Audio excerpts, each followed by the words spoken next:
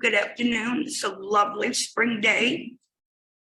And I'm blessed to see all the little buds coming out.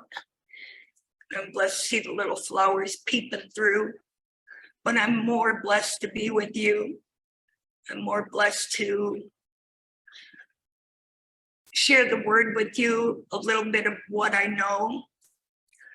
I'm well aware that there's been many a men and many a women that have been before me, that have set an example of Christ's love in the church. And it wasn't by head knowledge, it came by the love of God that they taught and they shared and they explained the love of God to me. So I had something that I could serve people with, not only the word, but I could do it with the love of God. Tom taught last week on Resurrection Sunday, and this wasn't in my original notes, but I thought I'd read it anyways because it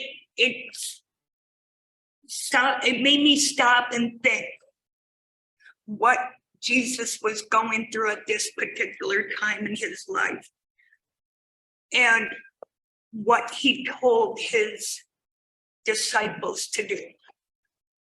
And what did that mean? And what does that mean to us today? So we're going to start. Hey, I have, it's kind of like God. You can't see him, but he's over there. And that's my husband.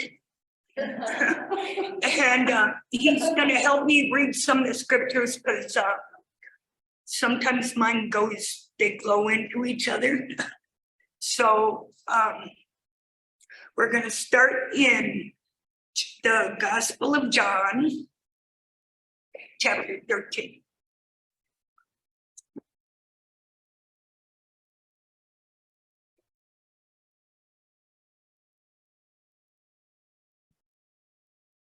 Okay, verse 1 through 15. 1 through 15. Let not your heart be troubled. No.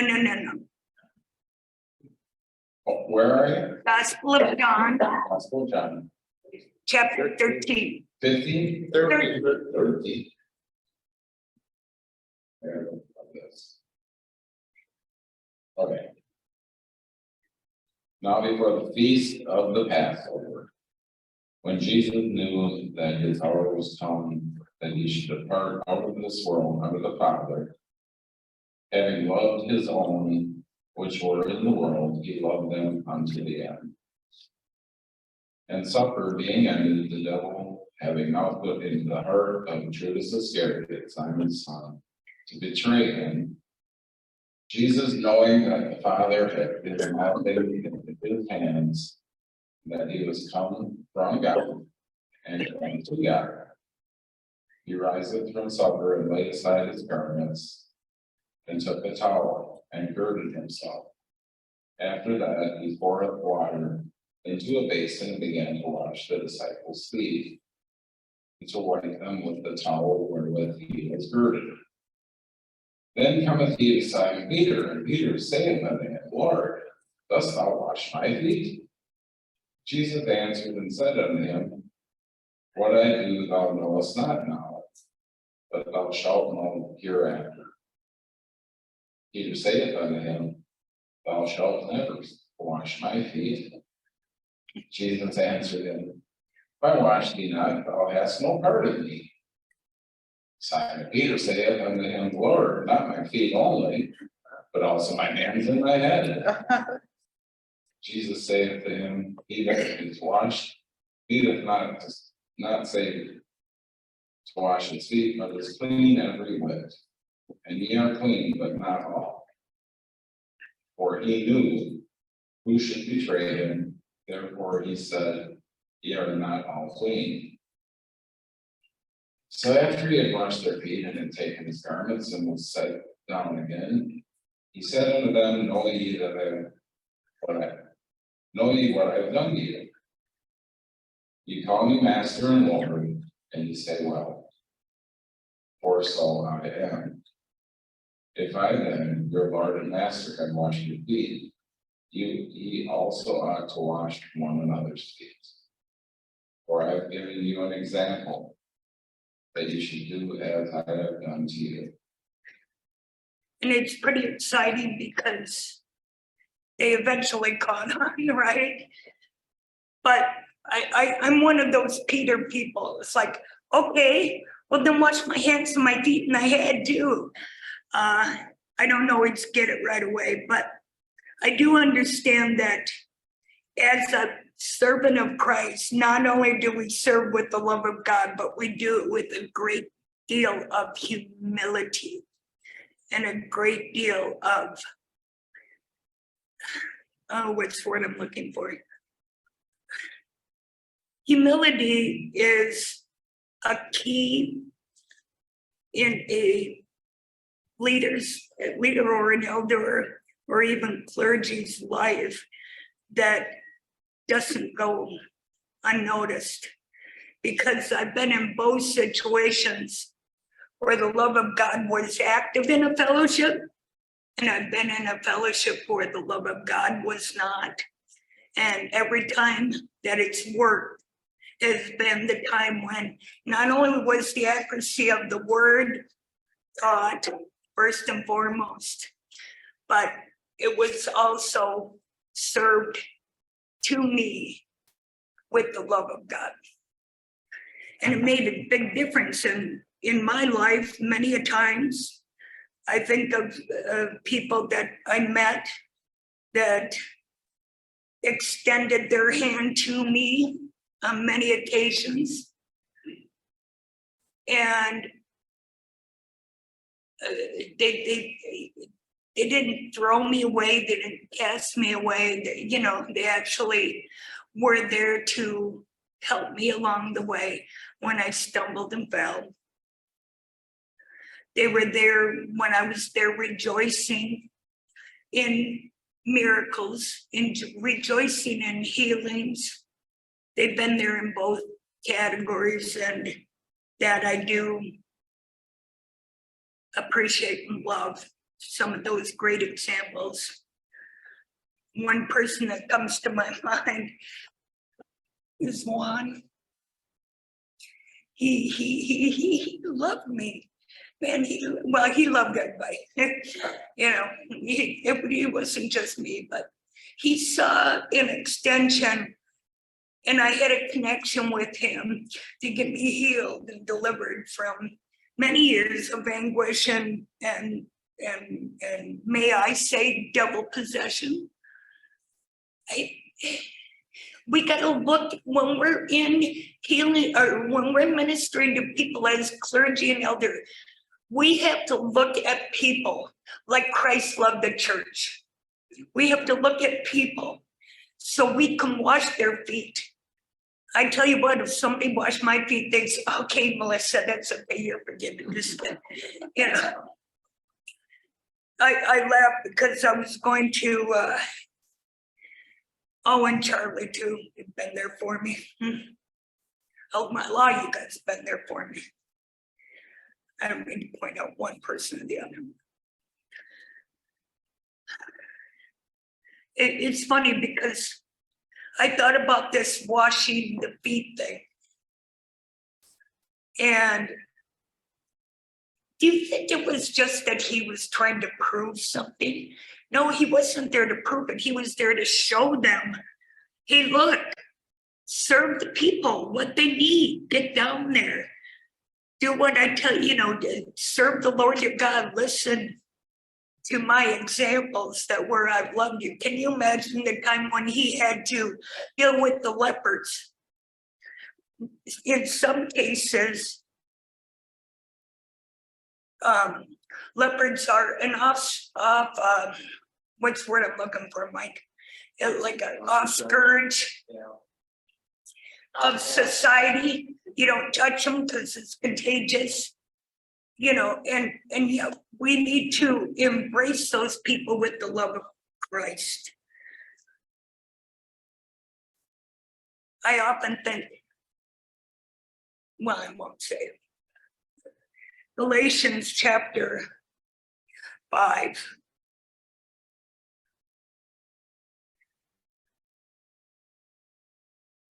You know what I mean, right? I don't know. Give you an example. Galatians chapter 5. 5:13. 5:13 and 14.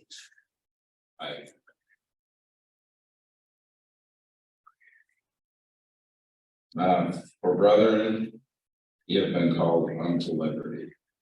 Only use not liberty for an occasion to the flesh, but by love serve one another. For all the law is fulfilled in one word, even in this, thou shalt love thy neighbor as thyself. And then if you bite and devour one another, take heed that you not be consumed one another. You know, this is also an exhortation and it's a warning. And we need to, when we're serving each other, and especially as a clergy or elder, we take that love of God and we don't use it to control people or try to tell people, quote unquote, how to run their lives or how to, you know, I mean, when you have the love of God, which is set out in Corinthians 13, right? And I had this in my original notes, but then my teaching lasted 45 minutes. I'm thinking of that. So, and I was desperately trying to condense it, and then I realized that it was a teaching all in and of itself, what the love of God is and what the love of God is not. It gives us a guideline when we're running a fellowship. And sometimes we have doubts. Am I doing any good? Am I really helping these people? You know, have you ever ran into a situation, and I have, when I have ran a fellowship with my husband, you hear this pounding.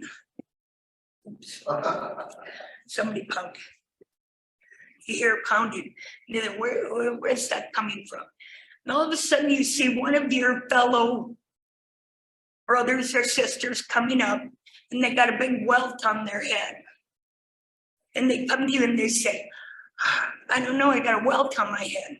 Oh, well, okay, I'll give you some ice, or, you know, I'll give you some aspirin or whatever. So then 5 minutes later, you hear another pounding. This time you go and you investigate.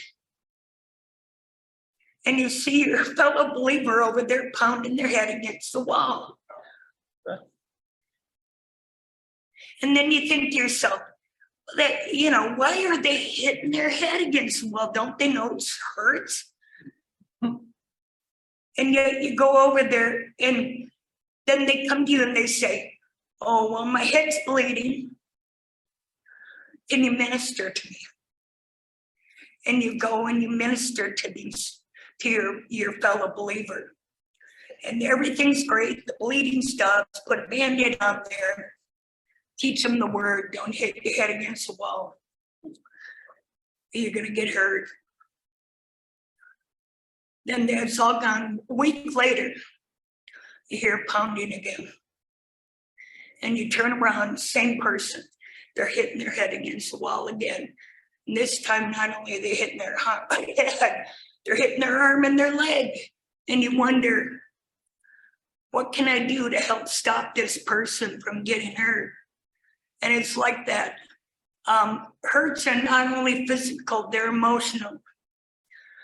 And we need to be prepared with the love of God to fight against trying to take a spiritual situation and deal with it with our five senses. And the only way that I really know how to do that is with the love of God. And it's quite enlightening because I've been there many a times hit my head against the wall. So I says, hey, Melissa, you better stop hitting your head against the wall. You're gonna get hurt. And I've helped people not do that too, hit their head against. Of course, I'm doing figuratively, okay? Obviously, I just wanted to clarify that. I have never seen anybody go over there and hit their head. But in Romans chapter 12,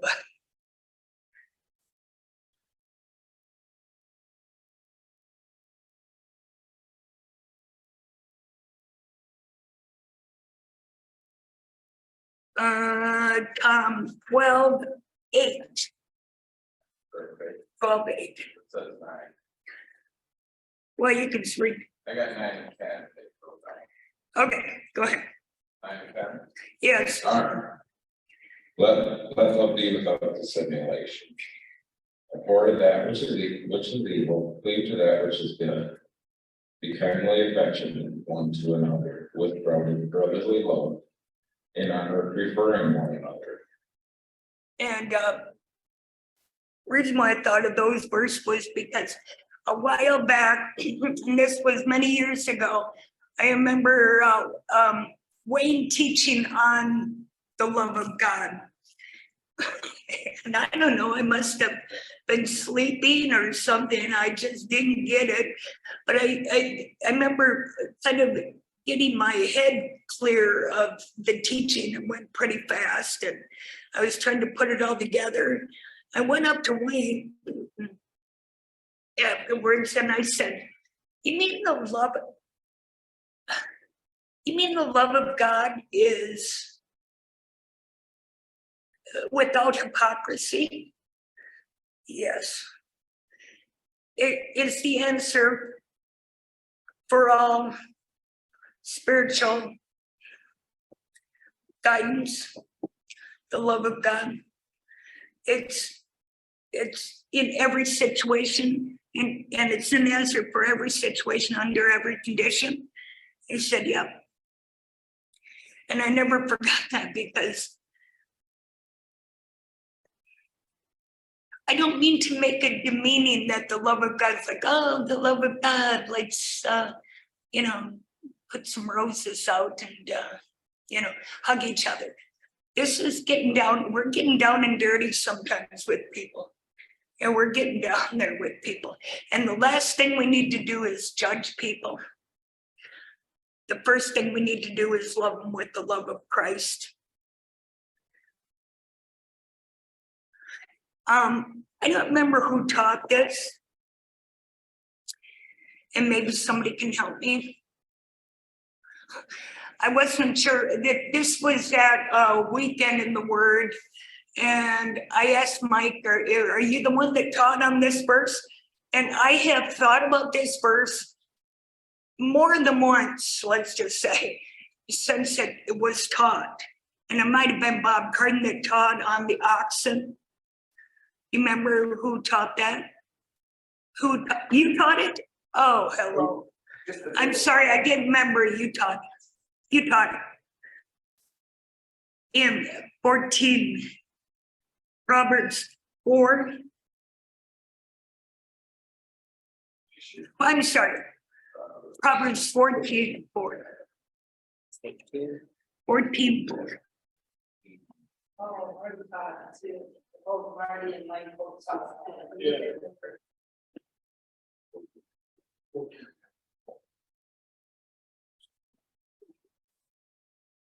This is. Okay, we're at 14:4. Yes. Where no oxen are, the crib is clean, but much increase is by the strength of the ox. We need each other, right? And the crib's gonna get dirty. Right, that was mainly your point, and that's a good thing, I would much rather have a barn full of oxen than nothing at all when it came to serving God in fellowship.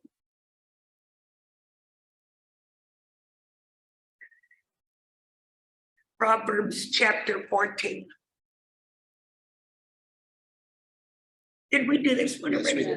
Okay.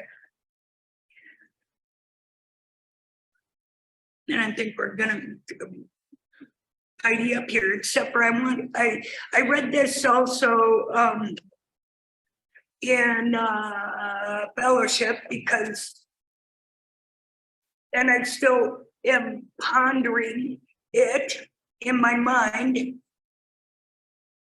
what it means to me, what it means to my fellowship. But in my walk, it's in Ephesians chapter 5.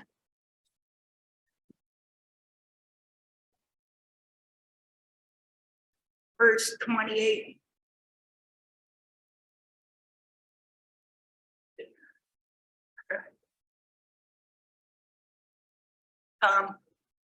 Okay. Ephesians 5:28. So ought men to love their wives as their own bodies. He that loveth his wife loveth himself. Yes, and so, you know, one of the great examples to the Christian body is a marriage that is based on the love of God. And have you ever been in I don't know, if you've been married, you might have one of these familiar things happen to you. Something sets you off, you know, the dish towels are on the ground or something, or you know, or like with Tom, he keeps the doors open, you know, and I gotta shut it. And then I hit my head on the corner of the thing. It's like I told you 100 times, to shut the door, you know.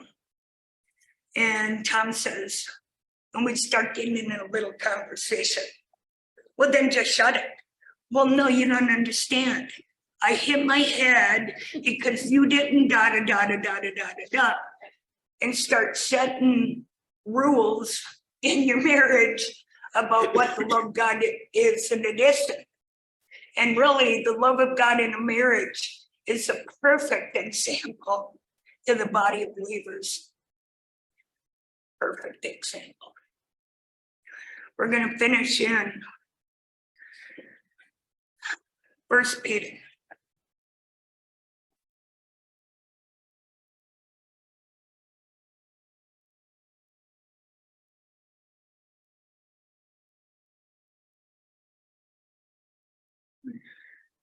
Well, I'm going to read it in 1 Peter chapter 4, verse 8, it says, and that above all these things have fervent charity among yourselves, for charity will cover a multitude of sins.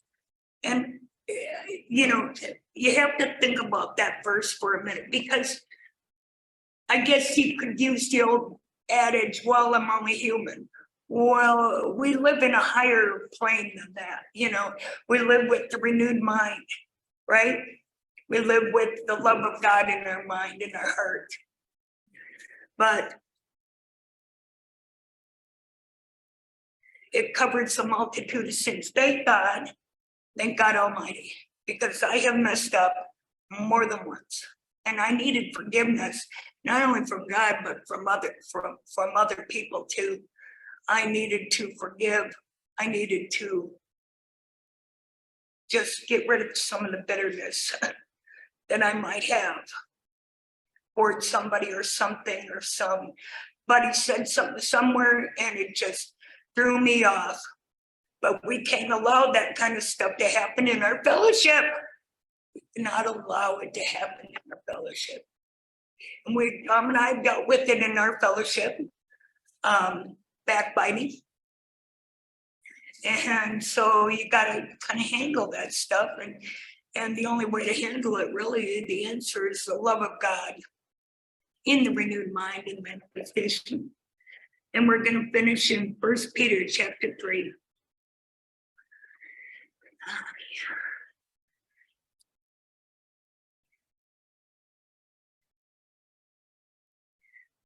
First Peter chapter 3, verse 8. First Peter chapter 3. verse 8. Finally, be all of one mind, having compassion to one another. Love as brethren, be pitiful, be courteous. Yes, and so that's what the word says, right? I don't have anything more to say about it. The word answers a lot of those questions.